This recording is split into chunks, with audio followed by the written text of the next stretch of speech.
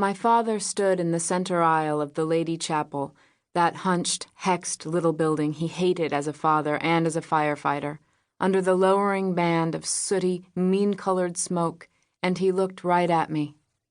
He understood what had happened to me, and although he couldn't tell me then, he was still happy. He thought I was one of the lucky ones. I was. This is what I remember. There were 50 of us in the Lady Chapel that late afternoon, December 20th, the shortest day of the year. Inside, in winter, it was always about as warm and bright as an igloo. Wearing our coats and mittens as we sang O Come, Emmanuel, we could see our breath. As a place of worship and a historic structure, the Lady Chapel was exempt from all the building codes and conformed to none of them, which was why Dad despised the very sight of it. The mahogany pews, each with a different intricate carving, massaged for 70 years with layers of flammable polish, were nothing but tinder to him. Raw and reckless new structures, when they burned, were flimsy as tents. But the old chapel had stone walls a foot thick and had been re-roofed so many times that Dad said it could have withstood a phosphorus bomb. It didn't take anything as potent as a bomb. Only a small candle in a small draught. That day, just as the choir master, Mr. Treadwell, brought together his fingertips and held them up to his delicate cheekbones, twinkly as a ballerina. Looking back, I think Mr. Treadwell was twinkly all the time, what my mother called a confirmed bachelor. First one, and then the other Christmas tree on either side of the altar went up like 10-foot sparklers. A few kids simply stood, flat-footed and amazed, as though the pyrotechnics were some sort of holiday surprise. I knew better than to think that, even for a second.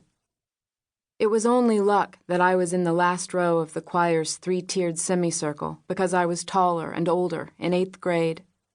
I turned to run straight back, but the fire was more agile, leaping voraciously ahead of me along the strip of gold carpet between the seats. The Advent banners dodged and gyrated above my head like burning bats. I held my new purse, a birthday present from my grandmother Caruso, up to my face, instinctively protecting my lungs. Then I turned around to face the fire on the altar, which went against all instincts, except for someone raised in my father's catechism: keep cool, keep making choices. These rules were not second nature to me by then. They were first nature.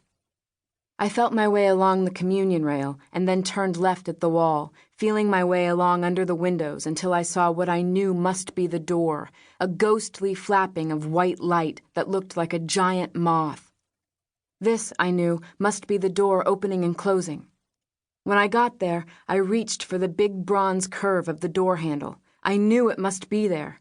But my fingers were clumsy in my leather mitten, and when I stopped to pull it off, other kids rear-ended me, knocking me sideways. I jumped up and grabbed for the door handle again, trying to ignore the escalating chorale of high-pitched screaming. Was there a moment of stupor? It could only have been a moment. The next thing I recall clearly was standing up, looking over my shoulder at the oxygen mask on the face of my father's rookie, Renee Mayerling, a grown woman who was not as tall as I was already at 13. She shoved me along with the exigent roughness of a rescuer, with the other hand dragging Libby Vandewater. Suddenly, I was out, tripping and falling on my face in a foot of fresh, burning cold snow, which probably saved my eyes. As soon as I could, I lifted my head to look around me. There was my friend Joey Lavoie and his brother Polly, who were not in the choir but had come running over from the school yelling, "Help them! Help them!" That's when I really saw the other kids from the choir everywhere around me, some lying still as sleeping bags, closed and pale, others crawling half naked because their clothes had caught fire. There were a few I didn't even recognize, because somehow their arms and faces were swollen as brown as the surface of caramel apples.